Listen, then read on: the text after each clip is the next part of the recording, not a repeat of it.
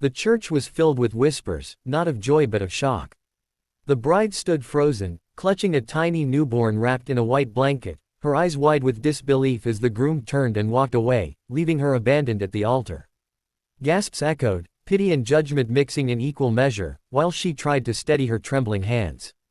Tears rolled down her cheeks, but she pressed the baby closer to her chest, shielding her from the cruelty of the world that had already rejected them. The guests shifted uncomfortably, unable to look away from the tragedy unfolding before them. Her dreams of love, of a family, of safety, had shattered in a single heartbeat. The baby whimpered, the fragile sound piercing the silence and tightening her grip. Humiliation weighed heavily, but it was the fear for her child's future that broke her heart most. She stood alone in her wedding dress, stained with tears and shame, wishing the earth would swallow her whole. But then the heavy wooden doors creaked open, and a silent figure stepped into the chaos. He was tall, broad-shouldered, with eyes as deep as the western sky, and he carried himself like a man who belonged to no one and nothing but the land. The whispers grew louder as he walked down the aisle with steady, deliberate steps, his cowboy boots echoing against the floor. He wasn't part of the ceremony, wasn't even dressed for it, but his presence demanded silence. He stopped just before her, meeting her eyes with a gaze that neither pitied nor judged but understood. She had seen him before, the silent rancher from the outskirts of town, the man who rarely spoke and never smiled. His reputation was one of solitude, a man who built fences and raised cattle, never bothering with people's gossip. Without a word, he extended his calloused hand toward her. The crowd gasped again, but she saw something different in his roughness, a promise unspoken. Her lips trembled as she looked at his outstretched hand, uncertain if it was salvation or just another cruel trick. But when she met his eyes again, she saw no mockery, only quiet strength. Slowly, almost fearfully, she placed her free hand into his, her baby still cradled tightly against her chest. His grip was firm yet gentle, grounding her as if he could absorb the storm that had broken her world. The crowd murmured in disbelief, scandal written across their faces, but he paid them no mind. With calm certainty, he led her away from the altar, away from the hushed whispers and judgmental stares. She followed because she had no strength left to stand on her own. Her steps faltered, but he never let go, never looked back. Outside, the cool breeze kissed her tear-streaked face, and she realized she had just been rescued by the last man she ever expected. They rode in silence in his old truck, the baby's soft cries filling the quiet. She glanced at him, wondering why he had done it, why a man who owed her nothing would step into her ruin. His hands gripped the steering wheel tightly, his jaw set as if he were carrying burdens of his own. She wanted to ask, but her voice failed her, still heavy from heartbreak. The baby stirred, and she rocked her gently, whispering comfort, though her own soul was torn.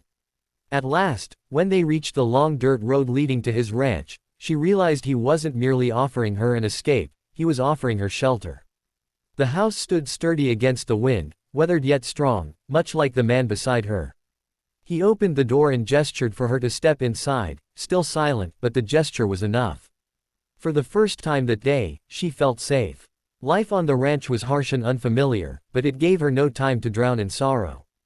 The silent rancher, whose name was Luke, showed her how to feed the animals, carry water, and find her rhythm in the endless labor of the land.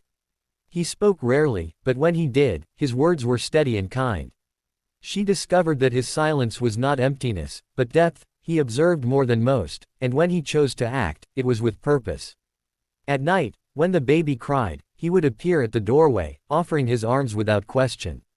She watched, astonished, as the hardened rancher cradled the child with tenderness that belied his rough exterior.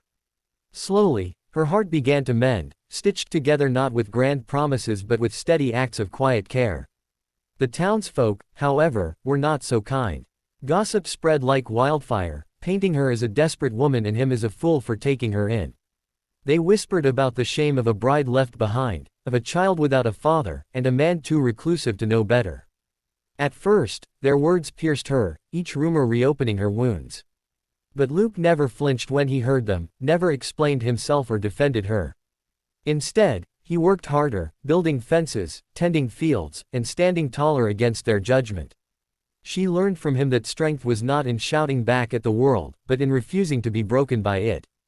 Gradually, she stopped listening to the whispers and began to hear the sounds of her new life, the baby's laughter, the rustle of wind through the fields, and the quiet peace that had replaced her shame. Yet pain lingered, not from the townsfolk but from her own fears. Could she ever trust a man again? Could she allow her heart to hope after being betrayed so cruelly? Luke never pressed her, never asked for more than she could give. But she saw the way he looked at the baby, as though she were his own flesh and blood. She saw the way he glanced at her when he thought she wasn't looking, his eyes filled with something deeper than words.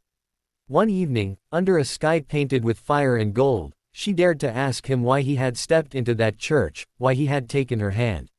He was silent for a long time, then finally said, "Because I saw someone who needed me, and I needed her too."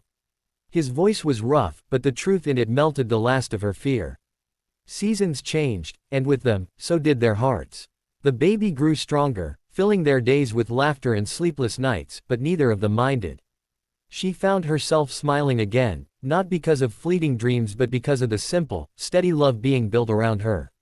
Luke became more than her savior, he became her partner, her anchor. The townsfolk, once cruel, began to soften as they saw the bond the three shared. Some still whispered, but others admired the courage it took to create a family from broken pieces. One spring morning, as the wildflowers bloomed across the fields, Luke finally asked her to stay, not as a guest, but as his wife. His proposal was simple, without fanfare, just like the man himself. And with tears of gratitude, she said yes. Their wedding was not grand, not filled with guests or gossip. It was quiet, on the ranch under the open sky, with only a handful of people who truly cared. She wore no lavish gown, only a simple dress, and carried her baby girl, who now giggled in Luke's arms. When he spoke his vows, his words were few, but his eyes told the rest, that he would never leave, never betray, never let her face the world alone again. In that moment, the pain of the past no longer haunted her. She had been abandoned once, but now she was chosen, not out of pity but out of love. And in Luke's arms, she knew she had found her forever home. Their story became one of quiet redemption, a reminder that sometimes the strongest love is not the one shouted from rooftops but the one proven in silence, day by day. She learned that broken hearts could heal, that shattered beginnings could lead to beautiful endings, and that family is not always defined by blood but by the courage to love. And as the sun set over the ranch, painting the sky with warmth and light, she whispered a silent prayer of thanks, for the man who had walked into her darkest moment and turned it into the beginning of a life she never dared to dream.